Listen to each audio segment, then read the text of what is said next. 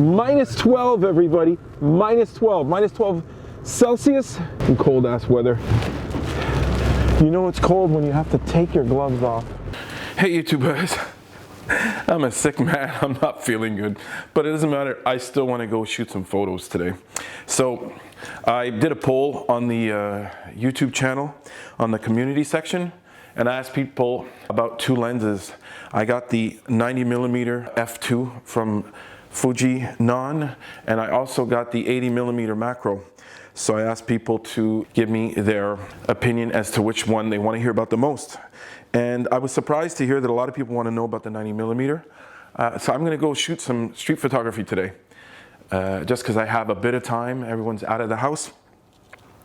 But before I start, I'm going to mention a couple of things about this lens. It is a great lens. It's weather resistant, and it's basically the equivalent, full frame equivalent of a 135mm lens. Therefore, most people would want to use this for portrait, but I do not have a model right now, so I can't do that. But because people like it for portrait, I'm going to try to take some shots where we can see a bit of the bokeh on the camera, see if it's not too bad, see how it stands out. It is a fixed focal, meaning that it is at 90mm. There's no zoom on this lens at all. There's no zoom, so the focal length is 90mm. That's it. It goes to f2, and weather resistant is an important thing because I think anyone who goes out in pretty bad weather, and we can get some pretty bad weather up here in Canada, like the fact that it's weather resistant. I really do. I like the fact that my Fujifilm X-T2 has a certain degree of weather resistance as well. Not completely, obviously, but it's pretty darn good. I'll put the lens hood. So what I'm going to do today is just go out and shoot a bit despite my cold. Then after that, I'll give you my impressions as I pixel peep on the images that I just shot. So enjoy.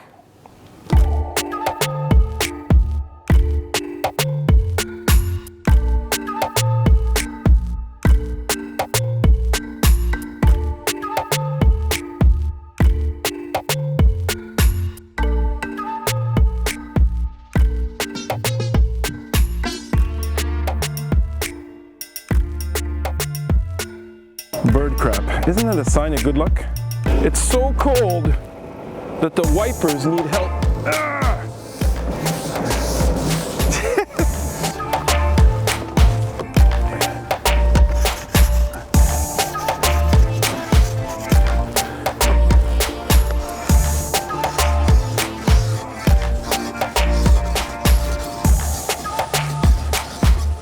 Oof. Guys, I got a little question. While I'm talking and going out taking shots with the 90mm, I want to talk about fixed focal versus zoom. So fixed focal versus a zoom focal. Now, I am about to advance my theory on fixed versus zoom. Well, Chris, what is it that it is, this theory of mine? Well, this is what it is. My theory that I have, that is to say, which is mine, is mine. I believe unequivocally, without any exception, that a fixed focal lens will always give you better, sharper images with better contrast than a zoom to the equivalent focal of the fixed focal it is competing against. I don't know what you guys think of that, but in all my experience so far, that's what I have found. The only argument for zooms is practicality. It's to have a bunch of lens within one lens. Am I right on this? Do you guys have an example of a lens, comment below, of a lens you think is fixed focal equivalent quality and it being a zoom? Tell me what you think.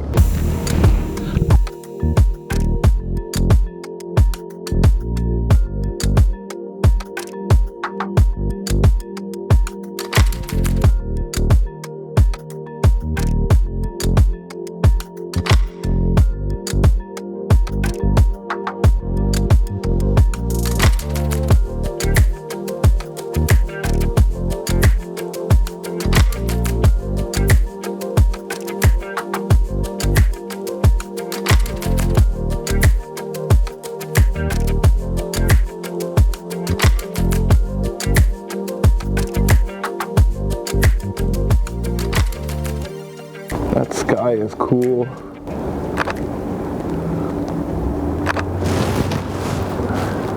No stabilization, and I have to admit, a focal length of this size would definitely benefit from stabilization. At 90, you start to find yourself being less stabilized and starting to get a bit of move and warble. I'm pretty lucky. The day's there's a lot of light, so I don't have to worry about that, so my shutter speed's high. I like these fogs. See that fog out there? Okay. Go to f2.8, move my focus point all the way to the end here. Take a shot. Kind of cool. I'm on manual focus. I've been shooting in manual the whole time. It is fast though.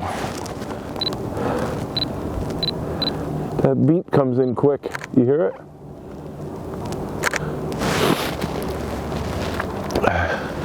Everywhere around me there's a shot. Great.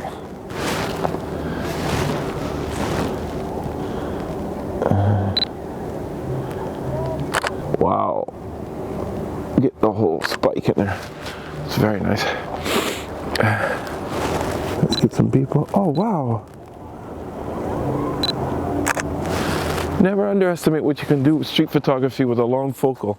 It's quite amazing. It's just that you have to change your habit. Street photography is a lot about getting close on your subject and getting in on that shot, but it's not always the case. It's kind of cool sometimes to be far away and spy a tiny bit. Like, for example, I'll just show you.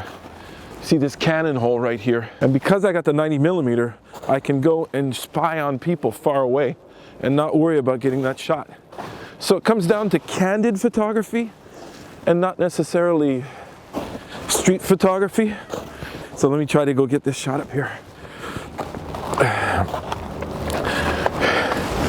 So I'm at the top of the wall looking down, and I can get shots of people doing all kinds of stuff. See over here, people on the ice rink, just tops of heads. It's kind of cool. Focus is super fast. Rooftops is a cool thing. So I'm gonna go up a bit higher, and I'm just doing a little round. Really, I'm out here collecting shots. This is not an actual photo excursion. So you get to see what I'm shooting at.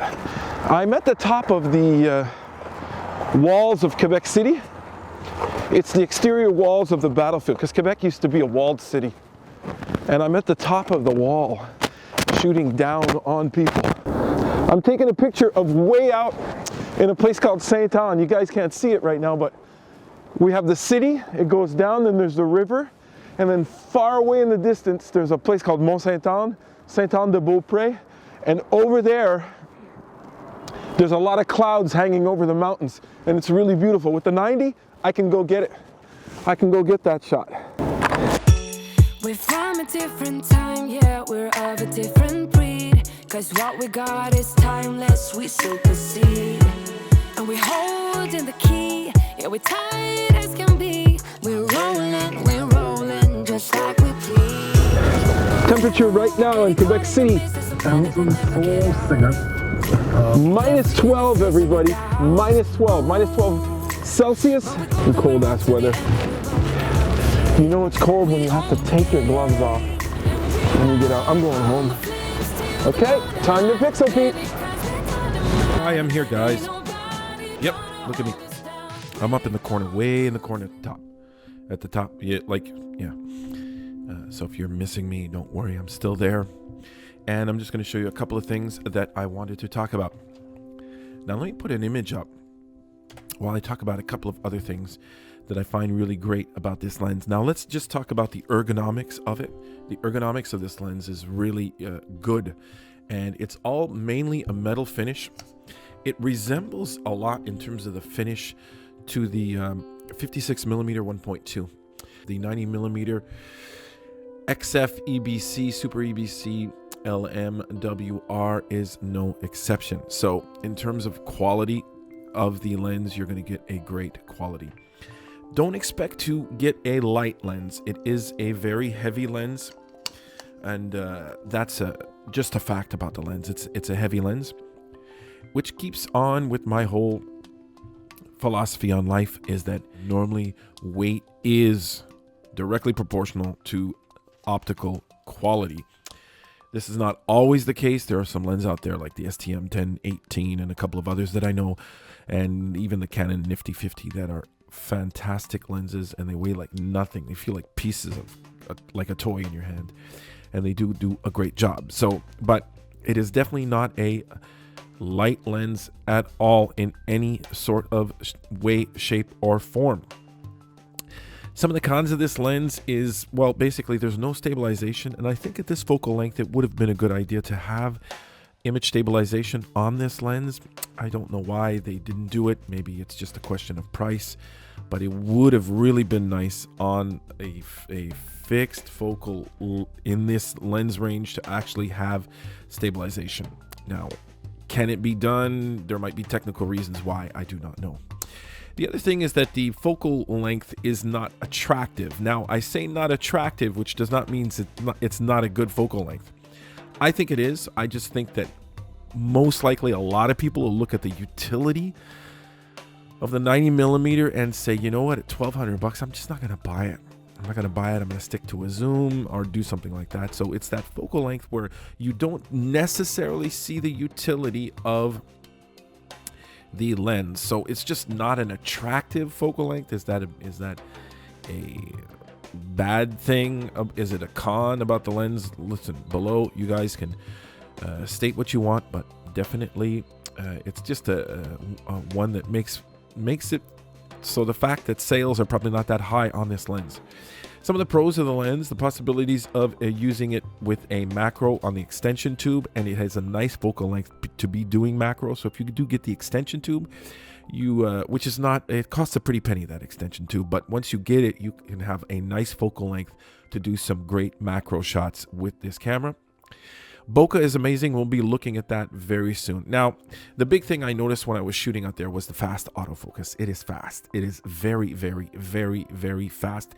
Quick. It's like snappy. Tip, tip, tip, tip, tip. It snaps, gets to your focus to what you want. So in any sort of workflow you have where you need that fast autofocus, this might be a great lens. Let's pixel peep right now, and we'll talk about that stuff later. So this I brought this image up right here, the one you're looking at right now, just to give you an idea of the bokeh on this lens.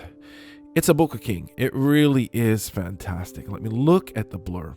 Right out here in these areas, you can see that the blur is nice and soft.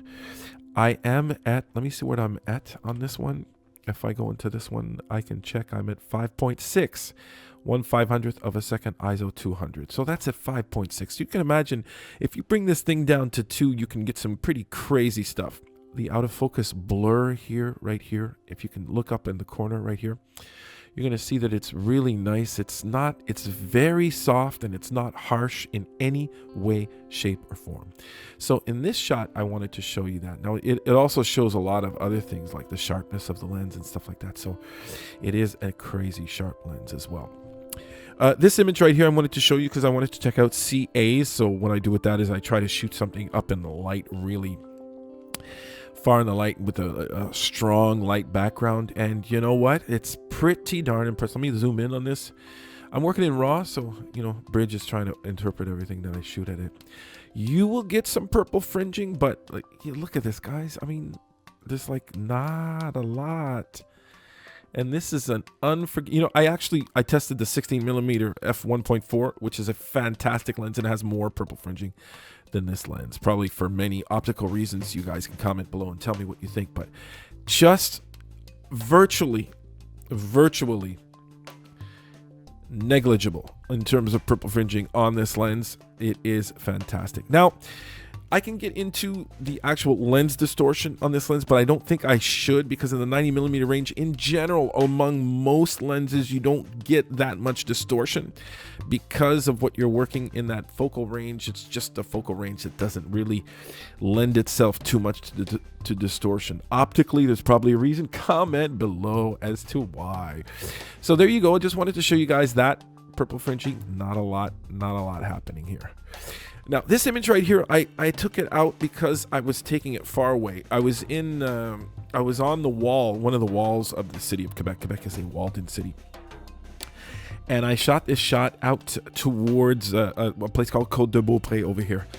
And you will see that the actual resolution of this lens is quite amazing. It's quite surprising. So I took this shot. As you can see, it's relatively wide for how far I'm taking the shot away. But if I zoom in on this, you can see that you are getting a relatively sharp image. This is a ski center way out in Beaupré, and the shot is really very, very sharp and giving me some great results. I mean, a lot has to do with how Fuji, the processor, interprets the image coming in, but the actual optics of this lens is second to none. I'm telling you. So resolution is absolutely stunning and dumbfounding. It's just crazy resolution on this lens. What else did I want to get here? I wanted to talk a bit about, yes, this shot right here. Yeah, just this was a shot that to me proved that, you know, you can do some great street photography in a candid way. Now, because it's so sharp and you can shoot from far away, anyone who's shy out there, and I really think there's a big part of the population that should think of that when you're doing street, is that shyness can come into play. Maybe you're not the type of person who likes to be in your face when you're doing street photography. Might be a really cool focal length for you guys. At 90mm, you can be far away and get some great shots. And because of the resolution, the lack of distortion, and the great quality of this lens, you can zoom in and get your shot later on, like this one right here. You can see that the sharpness is all there and everything's around, and it's something that I really have always proned. A lot of people don't agree with me on that. Larger zooms have their place in street photography for the shy at heart. Here's another shot that shows a bit of bokeh. Look at the strip. It's just this little strip. It's amazing. Here's another shot that I took from very far away using the 90mm. Now the 90mm is a 135, 90 plus 45, 1.5 is the crop factor. So you're talking about a 135 equivalent. And as you can see, I could zoom into these people and get some great shots. That's my assessment of this lens. Now, you can decide whether you think it is something you should have in your kit. Who is it absolutely for? Anyone doing portraiture, go get this lens. It's going to be amazing. It's a 135 equivalent, something everybody should have in their bag. Every single portrait photographer should have a 50mm equivalent, 85mm equivalent, and a 135mm equivalent in their bag. This 90mm, the F2 by Fujinon, kicks friggin' ass. It's really nice. I know I've been saying a lot lately great about this company, but I think the biggest advantage to going Fuji in general is their support for optics on the APS-C format system. So that is all I wanted to say for that. I just wanted to pixel peep and let you know what I thought. You guys, I hope you like what you just saw. I would highly recommend this lens. Also tell you guys it can be surprisingly used for a lot of other stuff. Like, subscribe, and share. And don't forget, everybody, keep on making something from nothing. We're from a different time, yeah, we're of a different breed. Cause what we got is timeless, we supersede. And we hold in the key, yeah, we're tight as can be.